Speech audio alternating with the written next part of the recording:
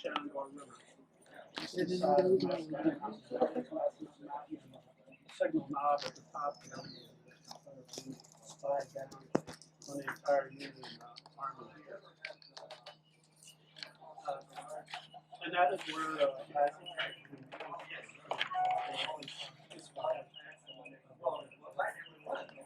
so we suspect he positioned in front of his house. Yeah, and then the first. Well, having been to Montana a couple of times. Yeah, so I just And I've never been to Oklahoma, the but guy in charge of the gathering was home, and they were getting. So they stole. I've never been to Spain, but I kind of like the music. Exactly. They say the ladies are insane, but they really know how to use it. You can't refuse it. You don't abuse it. Never gonna lose it. Devil's Dead. I mean, I left there. I think you're ready for show business. Never been to England, but I kind of like the Beatles. That's right. I know. Yeah, that's what I took me out at. I said, I'll hit Yeah, right I back. know It's Hoyt. up right there. And as soon as they saw it, the guy got And then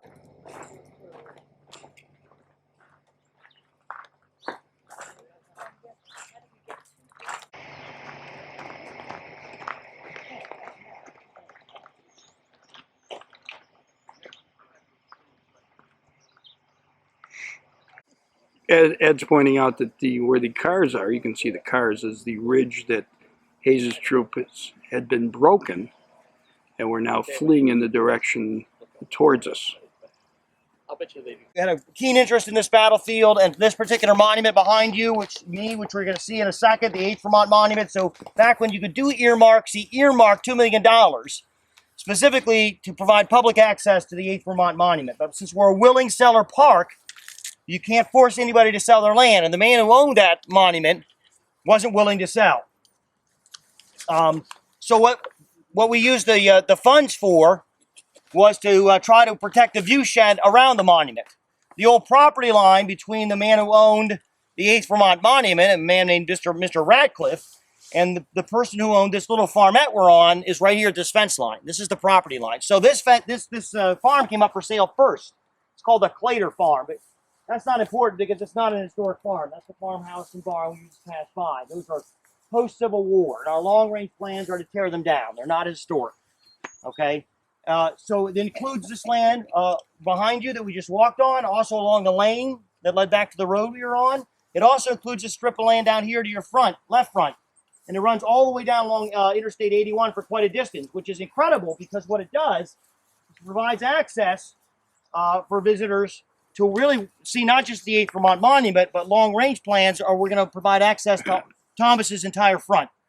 Thomas brought a brigade up here of 4 regiments, including the 8th Vermont, and they stretched out from here off in this direction, facing to your left, or towards where Interstate 81 is today. Okay? So we'll talk about that action in just a second, but what I want to talk about first is what we're trying to do. This farmette, 49 acres, the Clater Farm, along with the land we bought with the 8th Vermont Monument, we bought it later, 2012, and one other piece of property where our administrative headquarters is located combined is 64 acres. So 64 of the 95 acres we own is right here. What that's going to allow us to do is build a new trail that will open up this spring. Building is really too strong a phrase. It's really, we're going to mow the edge of these fields out here. And then we're going to mark it with signs. We've already created a brochure we're going to get published with numbered stops, and it's going to cover 2 loops. Plus the normal trailhead to get to this monument is not the way we came from, but from the Valley Pike instead. We already have a brochure for that walk. It takes you from the Valley Pike, following in the footsteps of Thomas's men out to here where the monument's located. You're following in their footsteps. That combined all together is 1.7 miles. It's a brand new trail, 1.7 miles, 2 loop trails in this 8th Vermont Monument Trail. And we'll have that open sometime this spring. We believe that part of Hayes' division was right up here on this ridge that Ed was just mentioning. And then part of Kitching's division was just beyond his left, partly on and mostly off our property. Now the map shows them, this map here on page 49 shows them being located further to the east, which would put them right where Interstate 81 is today.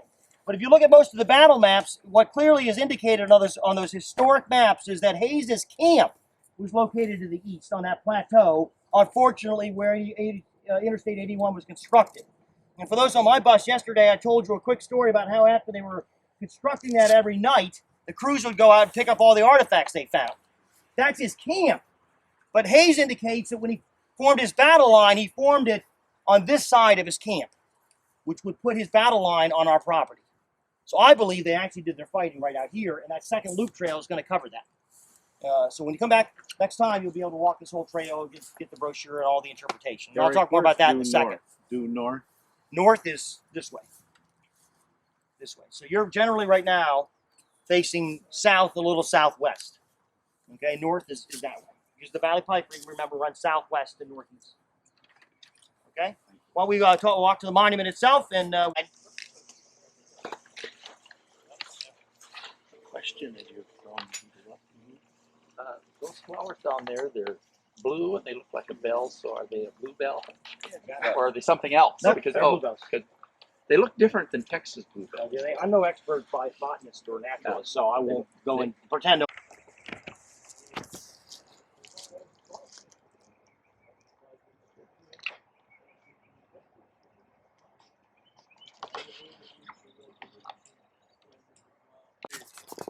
Upscale restaurant on Capitol Hill invites the members of the Senate to come here and lecture why the Civil War is so important. But Warner doesn't cover it very well. The staff calls up and says, "Why didn't you tell us how important this is going to be?" Because Buffers and is going to sell this beginning of this preservation that we see here. Now, we'll let my colleague go on, and because this is both important in the battle and important in the preservation of this land. I'm over here. So what I want to do is just quickly add a little bit to what Ed was talking about with the fighting itself, and then I want to talk also about the monument and how it came to be and its more recent history. So what happens, of course, is that Hayes and Kitching over here to your left front, facing generally east, and they come under attack first.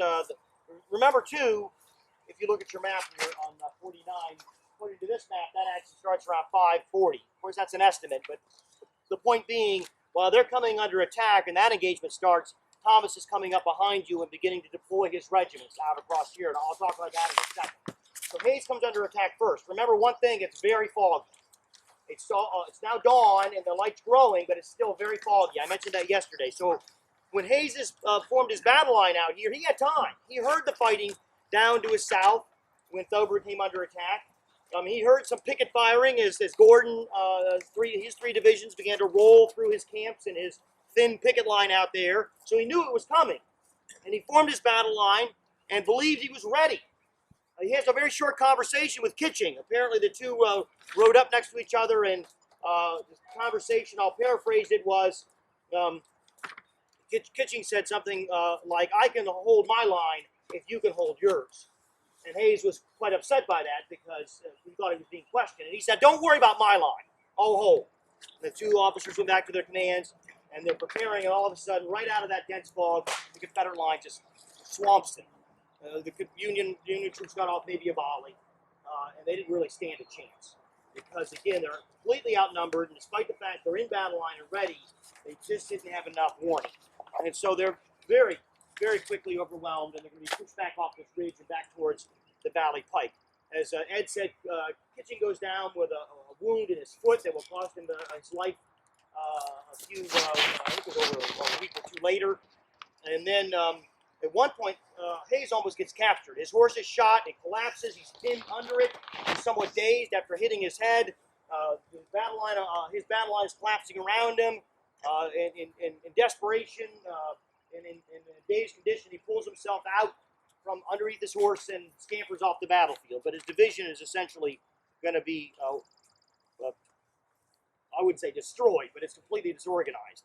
While that's occurring, then Thomas comes up and deploys his men across this ridge to your right. He's got 4 regiments, just under 1,500 men. The left regiment's going to be the 8th Vermont, about 110 men, officers and men combined. And then he'll spread the other 3 regiments off to your right. There was a woodlot here. And there's not a lot of detail to this, but it seems natural they would have formed their battle line right along the edge of the woods. So they have some cover. To cover more ground, what Thomas decides to do is spread the regiments out with a small gap in between. And from here, you can easily imagine the next regiment being not just immediately to the right of the 8th Vermont connecting to it, but on that next ravine over. See a ravine and then a small ridge. That way you can cover a broader front, but what it also meant is that when he came under attack, all his regiments would essentially fight independently, their own independent action. The right end of that brigade gets struck first. The 47th Pennsylvania gets struck on the right in front, and it quickly collapses. They begin to fall back into the ravine behind them, the same ravine they just marched through to get here. And then shortly after, the other 3 regiments, including the 8th Vermont, come under attack. And as you can imagine, what's going to happen is all 3 regiments get swamped on 3 sides because the Confederates shoot into those small gaps between the regiments, and thus each regiment fights almost independently. The best accounts do come from the 8th Vermont. The struggle probably took 30 minutes, 20 to 30 minutes, catching it from 3 sides. Immediately what drew the attention of the Confederates were the battle flags, the state and national colors. They saw a grand opportunity to snatch these flags up as battle trophies. And what began, of course, was a desperate struggle to save the flags. One 8th Vermont soldier said, these are mostly Gordon's men, to be Ramsey who attacked Hayes and Kitchen. The Confederates talked about standing on this side of the high ground of the ravine, watching the Union troops trying to scramble up the far side. And they said they were just sitting ducks. They said their knapsacks on their backs made perfect targets as they picked them off. This became known as the ravine of death. It trapped a lot of men there. So what was left of Thomas's command, not much, would try to regroup itself on the other side. They have literally sacrificed themselves as they've been ordered to do. As an example, the 8th Vermont Monument lost 106 officers. I said 110, I'm sorry. There was 159 to 164 men in the regiment. They lost 110 of those, about 66%. The brigade as a whole lost 70% of its 15. Yeah, can you get the monument? I don't know if I can get the monument. You have to. You could take that shot in this direction with the monument. You know, Yeah. I want to start charging in a minute. Area there in a wooded area. So that means the Confederates are coming on you are coming from that way. From that way. Okay, he's not facing this way, because he'd be facing back where you have one battery of artillery. Then as you look on there, along the south end of the park, of the cemetery, it's not near as wooded there as Grant's brigade, 2nd, 3rd, 4th, 5th, and 6th Vermont. They are, Howard Coffin is a big Vermonter, and he will think you're the greatest thing since bread was invented. And on that side is a brigade, largely of New Jersey, again bending around in that way, commanded by Warner. Now, the man responsible for getting them here is Getty, and we'll give I know the detail pretty well, but I want Eric to give the view now of what is happening, why this is so important, and everything. And remember, the Valley Pike, we can see it very well. It says that you can see Middletown, and just south of Middletown, you can see heavy traffic. Those cars, they're on the Valley Pike. We're just about opposite the Middletown end here. Yeah. Okay. So as Ed was saying, this is not only a prominent position, but for Getty, when he decided to pull his line back here, it was the only position he could hold that would allow him to make a defensive stand. And really, for the first time that entire morning, since the Confederate attack had begun and routed both the 8th and 19th Corps out of their camps and pushed them back, gave the Union Army a chance to actually make a stand, to stop the Confederate attack, at least for a moment. And as Ed was saying, back in 1864, this hill was nearly void of trees. Yes, there was a woodlot over here that Bidwell was in, but keep in mind the woods were much smaller and also younger, so you could look right over them into the town of Middletown. We're directly west of Middletown right now. All the trees to your front and those other trees out in the distance towards the valley fight, they weren't there. That was all open ground, all the way to those factories on Route 11. The woods over in this direction, to your front were not there, and this wood line over here, where there was a wood lot, but it was much farther back. It just gave you a great vista. And by this point, the fog is lifting, so they could have seen what was coming. And Getty thus would form his line, basically facing in two directions. He faces the left end of his line, his left wing here along this slope of the cemetery. Keep in mind, the cemetery back then was much smaller than it is today. You'll notice the sign, it said Mount Carmel Cemetery 1896, but we know there was a town cemetery here prior to the Civil War. It probably ended back in there. But in any case, the left wing is here, generally facing east or towards Middletown, and then the battle line wrapped around the hill, as Ed explained, facing south. So it was an incredibly strong defensive position. What strengthened it even more was Meadowbrook.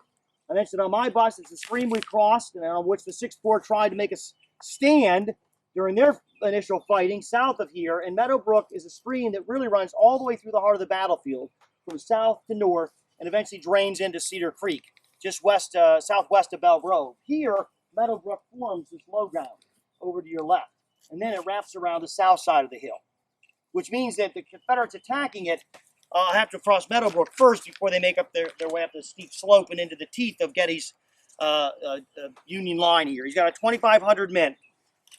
He will hold this position, Ed says, for over an hour. My interpretation is an hour and a half, against 3 separate Confederate assaults. The first one that hit the hill close to 8 o'clock was somewhat disorganized. It's no wonder. The Confederates had crossed all that ground. Now the Confederates have lost control. They're going to attack piecemeal. And if you back piecemeal, you're beaten piecemeal. And that's what happens. Exactly. So they pull back, they regroup, and they make another attempt. There's also an artillery battery up in here, probably close to where the line turns, so out in this area. And that attack was somewhat more successful, as it actually was able to reach the Union line, and there were accounts of hand-to-hand fighting with, rammers and hand staffs and bayonets, but the guns were saved, and the attack was eventually repulsed. So the second attack has been repulsed. Meanwhile, this is giving the rest of the Union Army time to fall back and to begin to regroup. Now, in frustration, what Early does, thinking he was just going to sweep this away and move on, now is getting more and more frustrated. So he lines up nearly all of his cannons. He has nearly 30 guns along a line near the Valley Pike, out where those factories are today, where those buildings are today, and the radio towers. And for about a half an hour, he bombards this location to try to soften it up. And then he makes his third attack. That's not that third attack that finally pushes Getty off the hill, whether it's right 9:10, 9:15, or 9:30. It's the other Confederates coming up beyond Getty's right. They're going to be moving across the open ground beyond his right. The rest of the 6th Corps that had briefly rallied and held Getty's right now retreats, and Getty realized, if I stay here and keep holding this high ground, I'll be surrounded and cut off. And so he's going to have to reluctantly order a retreat somewhere around 9:30, and Cemetery Hill finally falls. Not only does this stand here give the Union Army time to begin to rally its lines to our north, and we're going to see that next, it also saps the momentum of the Confederate assault for the first time, on top of the fact, as Ed was saying, they're disorganized, and the attacks at first were piecemeal. But lastly, what it does is and this is where Gordon became very critical of Early later on, it misdirected Early away from the Valley Pike and over here. Gordon always felt that the key to winning this battle was taking and controlling the Valley Pike. He does have some cavalry and some infantry moving up that pike. Once you completely cut off the Union Army from the Valley Pike, you've cut them off from their supply line, their line of communication, and possible retreat. And what's going to save the Valley Pike is the cavalry on the far right wing of the Union Army. I mentioned yesterday to my bus that Rosser makes a half-hearted attempt to pin down the Union cavalry at the beginning of the battle upstream from the 6th Corps. He runs into Custer and Merritt, and basically, after getting repulsed, gives up. And that action's over, which frees up those 2 divisions of cavalry to ride in this direction, which they do. They shift over, and they occupy the Valley Pike and now hold it firmly for the Union Army. And so now when the Union Army retreats off of Cemetery Hill and falls back to the north, they've got a good grasp on the Valley Pike still. If Early hadn't been distracted by this fight here and shifted his focus away, Gordon later claims, with perfect hindsight, they would have captured the Valley Pike and possibly won the battle. Now the piecemeal attacks, the first one is going to be made by Wharton's division. They're going to come from across the leave the Valley Pike in the area of Middletown, and they're going to hammer against Bidwell's brigade. They are repulsed with heavy losses. Then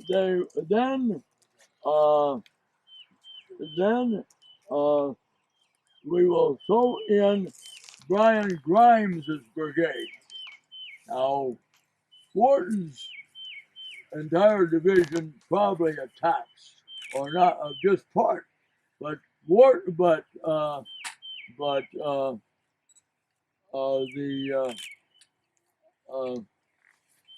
we got a metal block, the guy that got killed.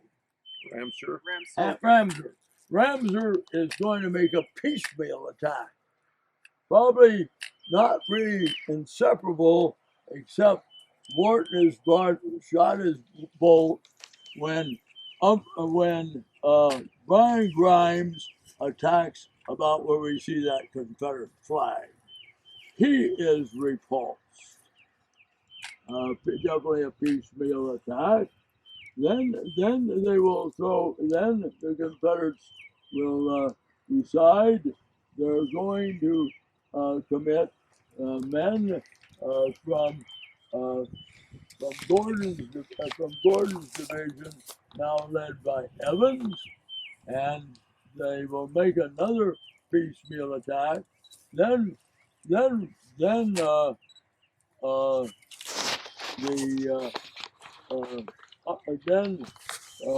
friend who is soon to die makes another attack. Finally, then there's going to be an attack delivered by Confederates over here, but this is they've made at least 3 distinct attacks, and to the Union it probably appears more piecemeal attacks, because in the last attack made by Wharton, they're going to kill Bidwell. We had a guy here with Bidwell, and Bidwell is going to be that's almost a clear slope, very light timber there, and Bidwell is going to be mortally wounded in the last attack, and the Confederates have wasted a lot of time. They've made piecemeal attacks, which you're not supposed to do.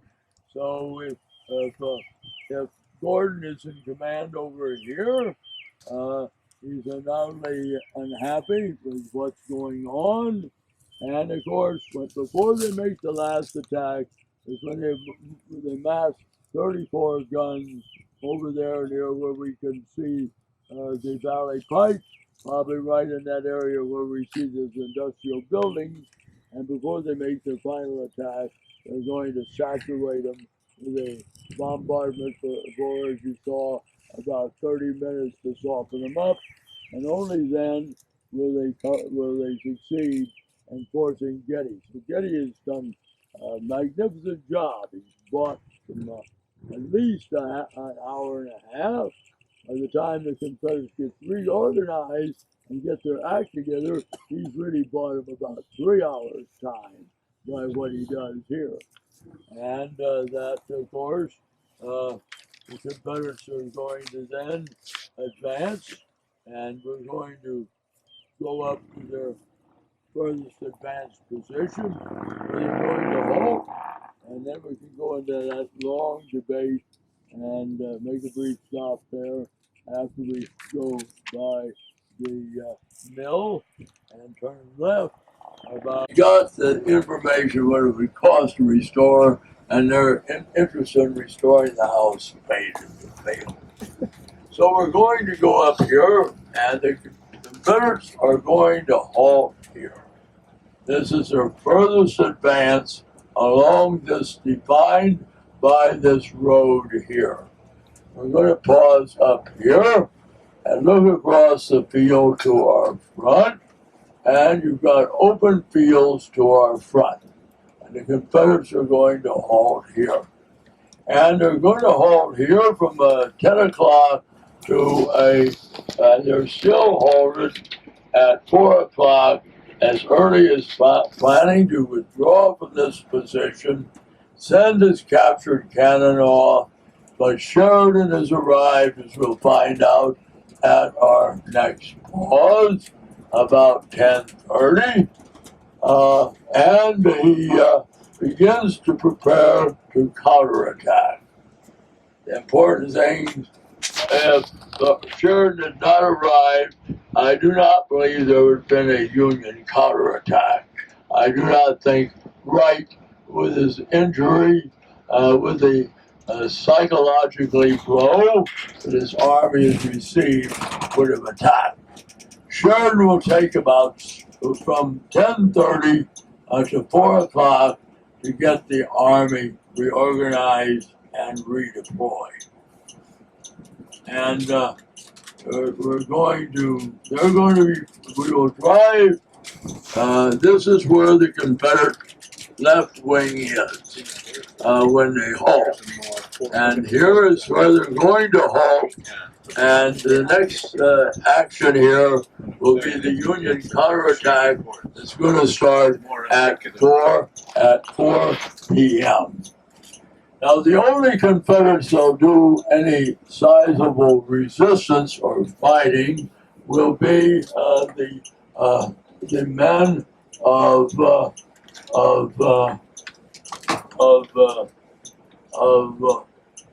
basically Nancy, that Custer is soon going to appear on the field. So what he did, Custer and Merritt cavalry during the morning had been moved from the Union right to the left and have been astride the Valley Pike north of Middletown. And in the afternoon, before Sheridan begins the attack, he moves Custer from right to left. So when we get up here and are driving along, you will see Custer's cavalry appearing, sweeping around the Confederates' left flank. The men of Joe Kershaw's division. The other, and as I say, the only division that gives any serious resistance will be the division commanded by, I've got the same medal block I have, and that's when he's going to be mortally wounded. Ed? Now we're going to move up to Sheridan's line. And if you look over to the left, as we turn right, you could see open fields. And those open fields are going to be where George Armstrong Custer is going to be. And he's going to sweep southward and envelop the left flank of Kershaw's division. So the Confederate infantry line starts collapsing, but with Kershaw first, from left to right. Now, right where he wants him, and he has the 19th Corps. Talking about Sheridan. He has cavalry under Devon. He has cavalry. He has his cavalry, one division on the Valley Pike. Custer is sweeping around here. This housing development started only recently, 15 years ago. And when I parked up here, when we're doing this battle, a boy comes up here on a bicycle and tells us about all the objects, generally cavalry related, which he finds in this field out here, which underscores that this is where Custer is advancing to sweep around the Confederate left flank. Now we're going to be traveling behind the Union line. Now Sheridan, along about 4 o'clock. His men are ready. Is going to be mounted on his horse. It was still Rienzi, not Winchester. And he's going to ride from the Valley Pike, heading due west in this direction. And he's going to be accompanied by his flag, his staff officers, and as they ride, the Union soldiers see him, and they start throwing their hats in the air, cheering, and yelling such things, "Let us go, let us go, we'll recover our camp." Then he reaches the area where we are, but he would be about a quarter of a mile south of us, where they're formed, and then we'll ride from west to east. And as soon as he completes his round, it's better than a football rally. It's better than a basketball rally, the way his men are responding. And then the order to advance begins. The only serious resistance is provided by Ramser's division, but Ramser's death will soon send his division collapsing as the Confederate infantry line collapses from left to right as Custer sweeps around their flank. First to collapse of the infantry, remember, Texas Tom Rosser is doing nothing. After the first hour of the fighting, on the morning of the 19th, he had sawed on his fat ass and had done nothing. So he is not going to engage Custer. So probably about where that rail fence is where the Union are going to be formed up. As you can see them, and Sheridan's ride will be made out in front of the man as he rides first from east to west, and then west to east, and then the men will advance. And we're now about 1 mile north of the road that we took when we went from the Miller House, going from east to west. And the only place, as I say, is at Ramser's division, where he rallies his division momentarily, and then when he's killed, his division starts southward, not quite as fast as Kershaw on the left, or Wharton on the next left, or John Brown Gordon's division, commanded by Shanks Evans. Commanded by Clement Evans. Reaching Strasburg, close on the heels of the Confederates. So much on the heels of the Confederates that they will panic. And in doing so, 2 wagoners will try to cross a narrow bridge at the same time, lock their wheels, and as root hogger die for the Confederates, in which the Yankees are going to lose the 26 cannons they've been so proud to capture. Plus, they're going to catch themselves. Privately owned today. I don't even know who the owner is. In the distance, what we're looking at is the Miller House, which would be the line that the Confederates were on. Battle line. And they checked on the price, and this one got some estimates on saving the house. They never did. No. It's been subdivided now, and it's just really about only an acre around the house. So the land around it's not that much. And I've been trying to control the Civil War Trust into taking a look at it. But of course, since I've been here, it's never been up for sale. And again, we're a willing seller only part. And it's not to say we couldn't approach them and ask if they're thinking about selling. But the other problem not to get too far off track, the other problem is the government now, with all the deficits we've been facing and member sequestration and all that, the Park Service has a rule where you cannot buy any property anymore unless you can prove it's not going to cause you to increase. I can't even talk right. You can't buy a piece of property unless you can prove it's not going to increase your maintenance. Now, how are you going to buy an historic house? It's really in not good condition and not increase your maintenance funding. All right, they've added something since I was in. It used to have to be bought at fair market value. That's still true, but But now now you they've can't added buy it. another labor. See, we, the Park Service thought we'd get smart and say, look, Congress, we've got this $1 billion backlog and deferred maintenance we need to perform on all these parks, and you're not giving us enough money. Well, it backfired. They said, well, if you don't have enough money to take care of what you got, why are you asking for more? So don't ask us for any more for land acquisition money unless you can prove to us it's not going to cost you a penny to maintain it. How are you going to do that, you know? Does that include vacuuming and dusting? I don't know. Up the rallying of the Army by Sheridan with a quote or two, and then we'll get into the Union counterattack. I told my boss that the Union Army, when they saw Sheridan arrive and then ride along his lines, it instantly restored the men's morale. They thought they were defeated after all their victories leading up to this. Now that all been lost. Here's one description from one Union soldier. He said, "The time came when the Army of the Shenandoah, lately triumphant in victory, was in danger of annihilation and was compelled to retire, humiliated by an undeniable defeat.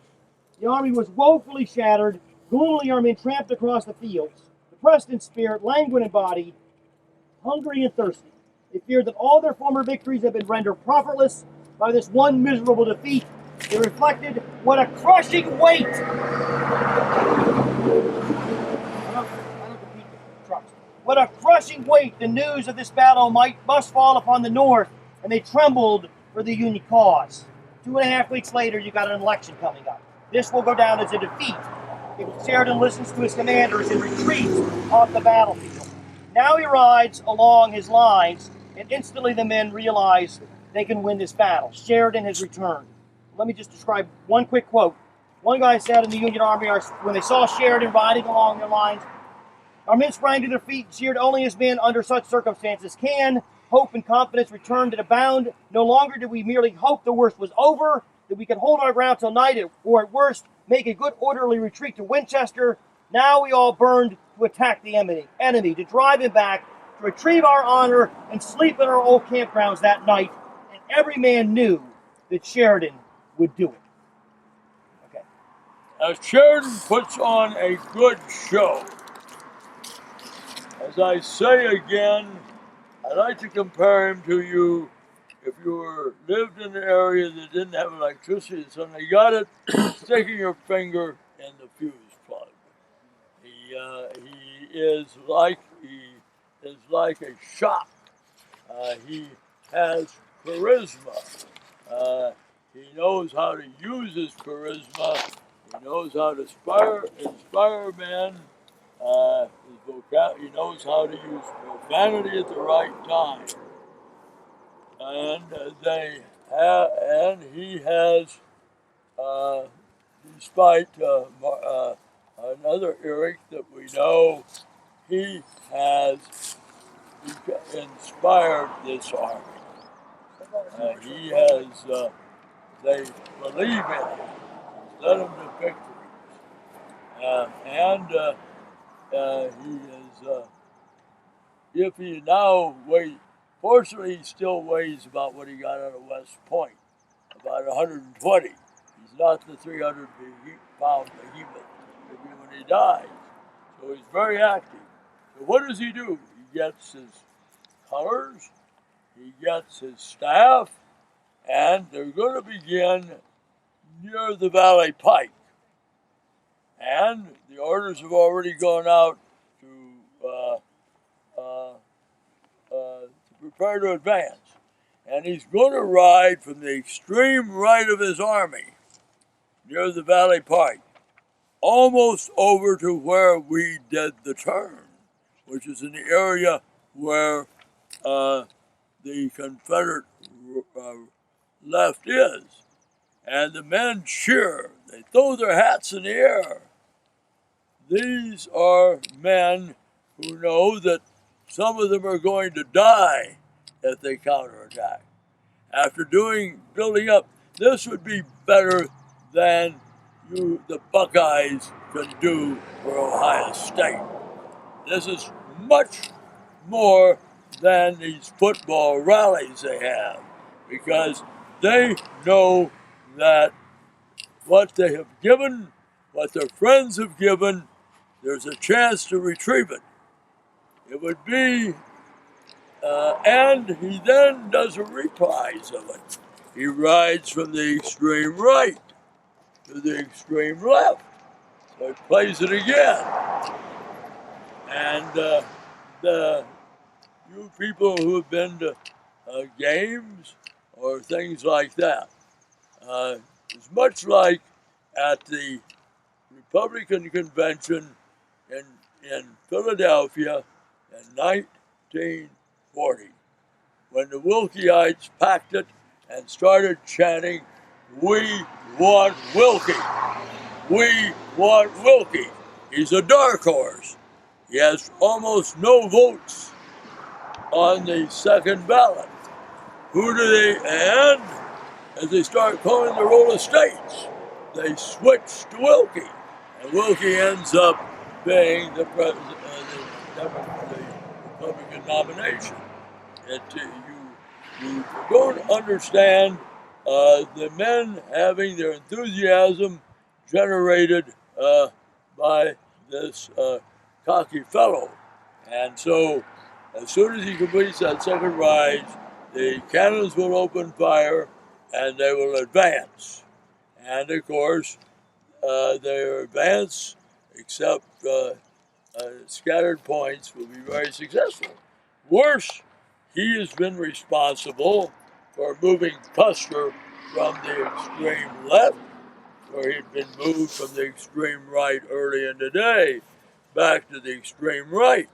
And he is going to be in a position to come thundering southward, turning the Confederate position. Every time they try to rally, he would sweep around them, and the route would continue. And this is probably, if you're a Custer fan, probably the best day he's going to have in his military career. And the Union have rallied.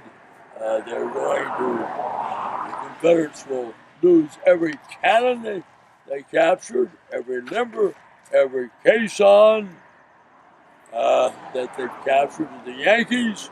Then they will lose 35 of their own cannons, and they're going to lose most of their wagons.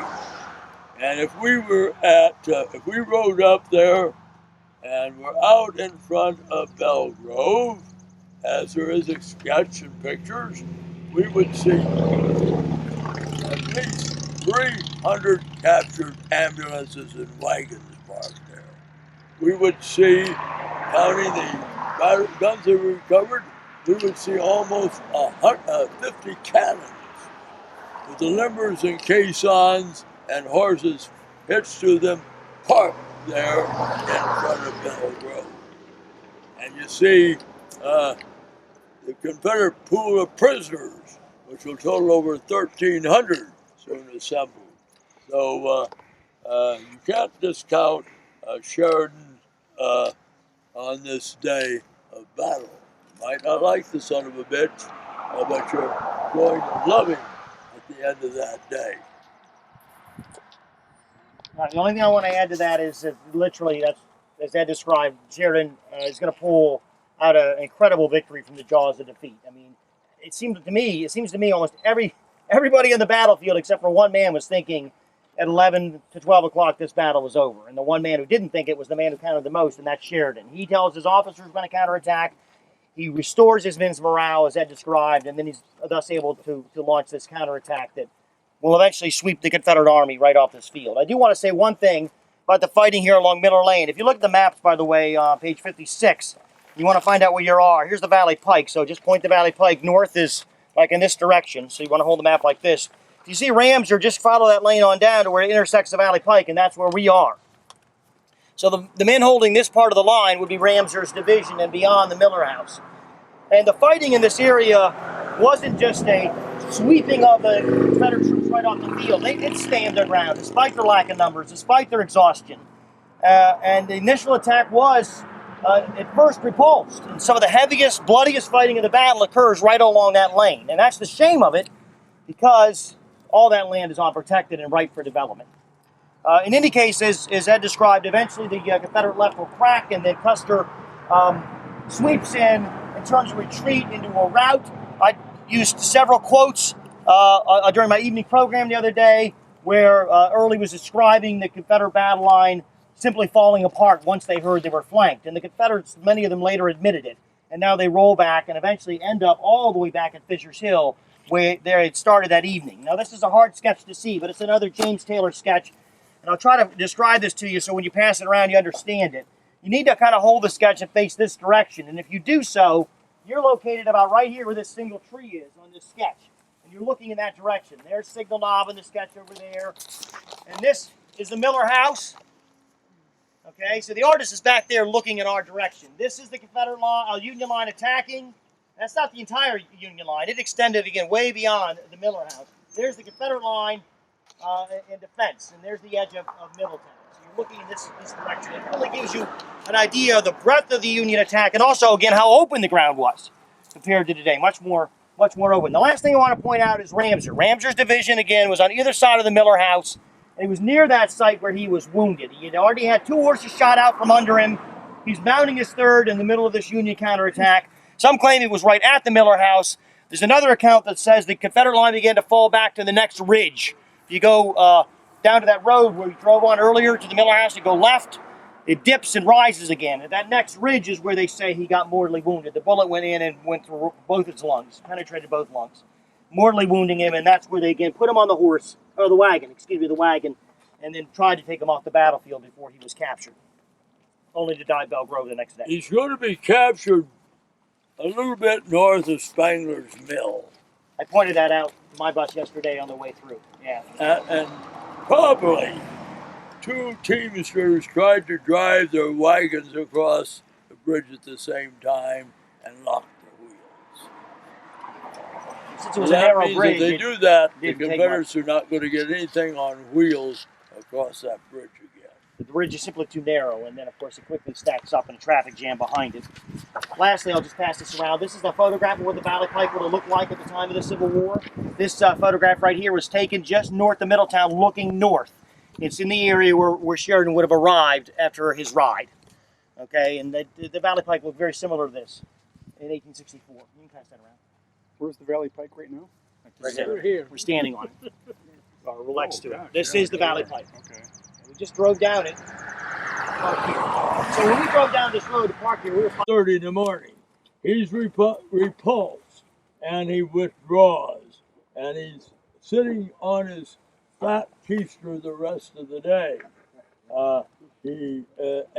Or Custer would have maybe had somebody in front of him when he sweeps around the block.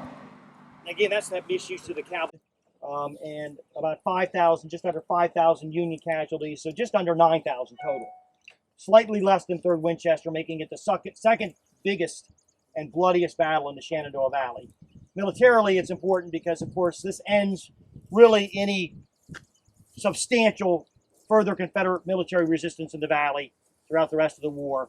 And secondly, and probably more importantly, it's going to happen just 3 weeks before the presidential election. Now, I'm not saying that if the Union Army lost Cedar Creek, they would have Lincoln wouldn't have won the election. I'm not saying that at all, but certainly he turns this victory on the eve of the election probably helps turn a close election into a landslide.